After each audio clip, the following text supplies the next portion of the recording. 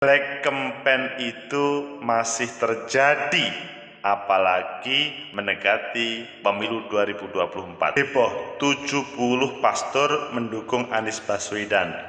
Hoax besar. Ini cara menjatuhkan Anies Baswedan pada Capres 2024 atau sebaliknya.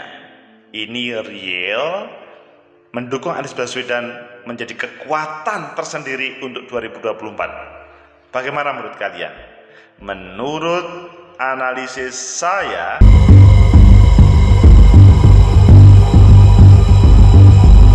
Assalamualaikum warahmatullahi wabarakatuh. Salam sejahtera untuk kita semua.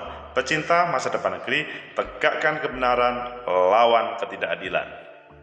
Pemilu presiden atau pemilu 2024 secara umum sebaiknya jauh dari black campaign, kampanye hitam, atau hoax-hoax yang bertebaran, apalagi dihubungkan dengan sara, suku, agama, ras, dan antar golongan.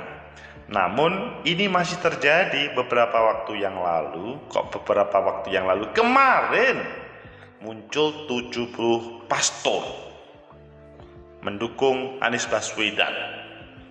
Apakah ini benar? Atau ini hanya hoax? Atau ini adalah strategi untuk menjatuhkan Anies Baswedan? Kita baca di beberapa media, selanjutnya nanti kita kupas.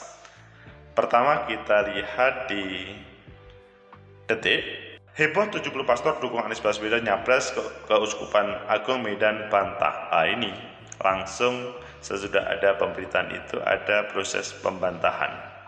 Dan kalau di Kompas, Keuskupan Agung Medan tegaskan tak benar dukung Anies.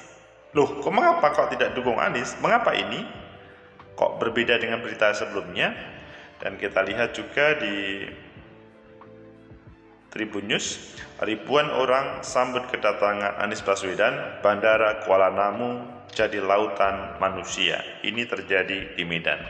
Dan terakhir di Detik juga, Keuskupan Agung Medan klarifikasi soal video 70 pastor dukung Anies Baswedan.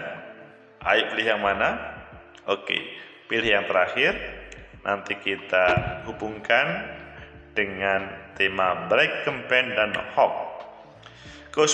Keuskupan Agung Medan klarifikasi soal video 70 pastor dukung Anies Baswedan. Ini supaya nanti tidak terjadi pada yang lain. Beredar video yang berisi dukungan 70 pastor di Pematang Siantar terhadap Anies Baswedan saat acara deklarasi sebagai Capres 2024 di Medan. Keuskupan Agung Medan memberikan klarifikasi. Baru-baru ini telah beredar sebuah YouTube dengan judul 70 pastor dukung Anies, dan ini disampaikan pada saat pelantikan dan deklarasi Anies di Medan. Statement dalam YouTube ini bahwa ada 70 pastor di Pematang Siantar mendeklarasikan mendukung Anies dan sudah ada beberapa pastor di Medan yang membuat YouTube bahwa Anies lah harapan bangsa yang bisa mempersatukan bangsa Indonesia yang belakangan ini mulai terkotak-kotak, kata Ketua Komisi Kerawanan Keuskupan Keuskupan Agung Medan RP Yosafat Livo Sinaga melalui siaran pers pada Jumat kemarin. Terkait dengan YouTube tersebut, kami perlu menyampaikan bahwa hal ini tidak benar. Dalam Gereja Katolik, para pastor tidak boleh atau dilarang terlibat dalam politik praktis, seperti misalnya atau menjadi tim sukses, atau terlibat dalam partai politik yang menyampaikan dukungan terhadap publik figur tertentu. Lanjutnya,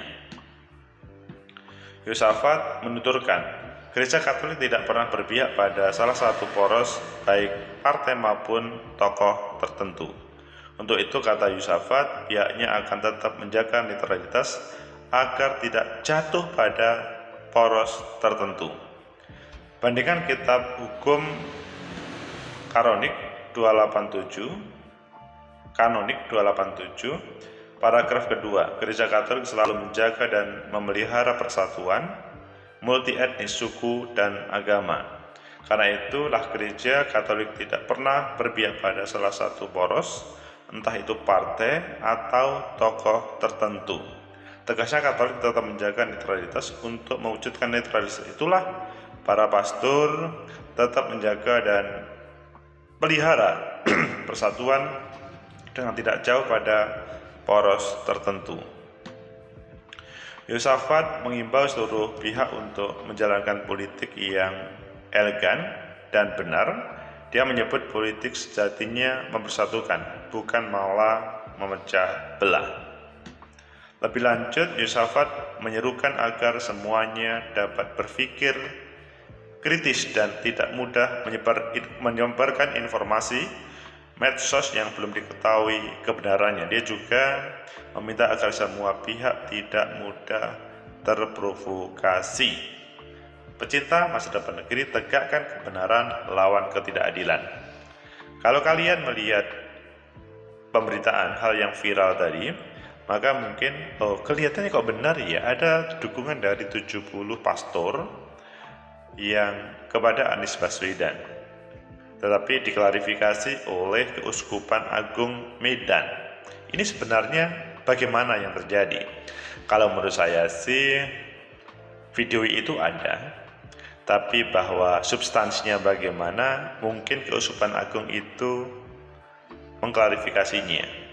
Sebelum jauh ke sana, kalau menurut saya menuju Pilpres 2024 itu memang masih jauh ya.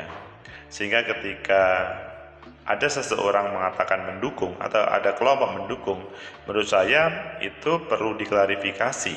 Tetapi bahwa ada sebagian yang sifatnya pribadi, ada kedekatan, mungkin itu terjadi. Kalau dilakukan secara formal, kelembagaan memang itu sulit terjadi. Apalagi keuskupan ataupun para pastor itu seharusnya netral, menjaga jarak terhadap semua tokoh, figur, calon, capres dan sebagainya. Tegakkan kebenaran, lawan ketidakadilan. Pada waktu ada kalimat atau ada pemberitaan 70 pastor dukung Anies Baswedan, pasti ini terjadi pro dan kontra. Ada yang menyatakan, ini luar biasa, Mas Anies didukung oleh para pastor. Tapi sebagian juga pasti mengatakan, ini benar toh, karena kan kelihatannya kok gak mungkin ya ini terjadi, tapi ini terjadi misalkan. Atau kemudian kemungkinan yang ketiga, ini pasti ada yang bermain di belakang itu semuanya. Pecinta masa depan negeri. Sehingga kalau menurut kemungkinan yang ada, menurut saya sih karena ini masih jauh dari Pilpres dan pasangan Mas Anies saja belum terjadi, maka menurut saya ini adalah salah satu cara black campaign yang dilakukan oleh seseorang ataupun kelompok tertentu untuk menyudutkan Mas Anies Baswedan. Jadi kalau dahulu atau beberapa saat sebelumnya, kalian pasti mengenal tema-tema intoleran atau tema-tema yang cipung kampret, seakan-akan tema-tema yang disudutkan kepada Mas Anies Baswedan. Karena memang harus diakui, setiap orang itu pasti mempunyai identitas, salah satunya sukunya apa, agamaannya apa, rasnya apa, dan tergolongannya. Dan Mas Anies Baswedan sedikit banyak dia bergelut dalam dunia organisasi keislaman dan dia simbol-simbol keislaman. Bahkan kakeknya sebagai pendiri pun juga tetap menjadi simbol keislaman, tetapi tetap menjadi bagian negara Republik Indonesia. Jadi identitas itu selanjutnya terlebur karena dia sudah menjadi bagian negeri ini.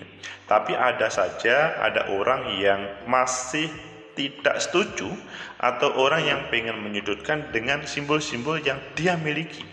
Misalkan saya orang Jawa, padahal kalau di dalam di dalam konstitusi kita, calon presiden misalkan itu ya warga negara Republik Indonesia. Tetapi yang sering terjadi adalah dalam proses kontestasi politik, maka ada semacam informasi kalau pengen menang maka harus menampilkan orang Jawa. Sebetulnya bukan orang Jawanya yang dipermasalahkan atau saya sebagai Jawanya, bukan. Tetapi orang Jawa pemilihnya paling banyak. Bukan karena Jawa non Jawa sebetulnya, tetapi pemilih Jawa itu lebih banyak. Sehingga di sini sedikit banyak ketika kalau orang Jawa itu ketika diajak ngomong nyambung dengan bahasa yang anggah ungguh, menghormati, mereka selanjutnya hormat tanpa harus babi buba, maka memberikan dukungannya. Dalam kesempatan ini Mas Anies Baswedan sebagai tokoh yang simbol keislamannya muncul lah, supaya ini terjadi degradasi, maka pada beberapa saat yang lalu, lebih khususnya pada pemilu pilkada DKI, dikatakan ini adalah intoleran, ini adalah tidak toleran, ini orang yang suka politik identitas dan sebagainya. Padahal sebetulnya bukan itu yang dicari, tetapi bahwa identitas itu tetap ditampilkan.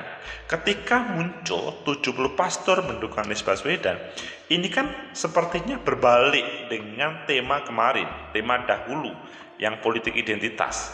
Tetapi tetap ini adalah politik identitas juga seandainya ditampilkan. Seandainya itu terjadi, ada 70 pastor atau beberapa non-muslim yang mendukung Anies Baswedan, itu hal yang biasa, meskipun orang harus curiga terhadap dukungan ini. Ini kok belum sudah dukungan ya? Anies Baswedan tuh sampai hari ini belum menjadi capres.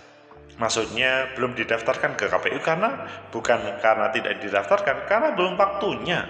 Pada saatnya nanti akan didaftarkan oleh partai politik atau gabungan partai politik. Hari ini yang kalian tahu ada Nasdem dan kemungkinan PKS dan kemungkinan Demokrat yang akan berkoalisi, kemungkinan ada tambahan lain. Jadi waktunya masih belum waktunya saat ini diberi label mendukung atau tidak mendukung, tetapi bahwa mengapresiat terkait dengan program Mas Anies atau mengapresiat untuk menjadi salah satu kontestan di 2024 itu iya. Sehingga ketika ada tema 70 pastor mendukung Anies Baswedan, ada banyak spekulasi pemikiran bahwa ini sebetulnya terjadi, tetapi ini digunakan sebagai alat untuk menjatuhkan Anies Baswedan. Tetapi di sisi yang lain adalah kata keuskupan dari Medan, Keuskupan Agung Medan telah mengklarifikasi di dalam dunia keuskupan itu tidak boleh mendukung itu. Pendeta atau pastor ataupun gereja harus netral terhadap semuanya. Jadi perlu dicari siapa yang membuat onar tersebut. Di luar apakah terjadi dukungan atau tidak dukungan. Bahwa uskup, maksudnya keuskupan, pastor, 70 pastor itu tidak boleh secara formal. Apakah hari ini pada tahap jauh sebelum tahapan pemilu atau Pilpres 2024 atau hari ini sudah tahapan saja dipermasalahkan, apalagi sebelum tahapan. Tegakkan kebenaran, lawan ketidakadilan. Ini adalah sebuah pendidikan yang tidak baik, tidak benar. Ini adalah, kalau menurut saya sih, black campaign terhadap Anies Baswedan. Karena ya Anies Baswedan sesudah kemarin 16 Oktober turun dari Gubernur DKI Jakarta, maka dia secara bebas menyapa seluruh rakyat Indonesia. Harapannya adalah bagaimana bisa berkomunikasi baik dengan seluruh rakyat Indonesia, dan salah satunya adalah ketika ke Medan. Kemarin ke Medan diterima oleh masyarakat Medan luar biasa penerimaannya. Namun di sisi yang lain, sebelum itu terjadi, muncul 70 pastor mendukung Anies Baswedan. Ini perlu kita dudukkan supaya tidak menjadi-jadi. Kita juga harus support terhadap Mas Ganjar Pranowo atau Mbak Puan ataupun Pak Prabowo ataupun yang lain ketika diberi black campaign. Sangat tidak mendidik dalam perjalanan perpolitikan atau perjalanan demokrasi negeri ini. Biarkanlah para tokoh-tokoh figur untuk menyapa masyarakat, Kalau memang masyarakat itu memberikan appreciate, maka kemungkinan partai politik akan mengusungnya, baik sebagai capres ataupun cawapres. Dengan itu, kita akan mudah untuk menemukan siapa pemimpin terbaik di negeri ini untuk ditampilkan. Dan nanti pada saatnya, pada kontestasi, maka rakyat akan memilih siapa yang terbaik. Black campaign harus kita jauhi, bahwa suku, agama, ras, dan antar golongan itu adalah identitas yang menurut saya tidak boleh dilepas semuanya. Identitas itu tetap penting supaya kita tahu jati diri kita, meskipun kita semua paham kita di bawah Pancasila, sehingga bisa hidup rukun bersama untuk membangun negeri tanpa harus ada sekat-sekat dengan black campaign yang tidak bertanggung jawab. Semoga bermanfaat.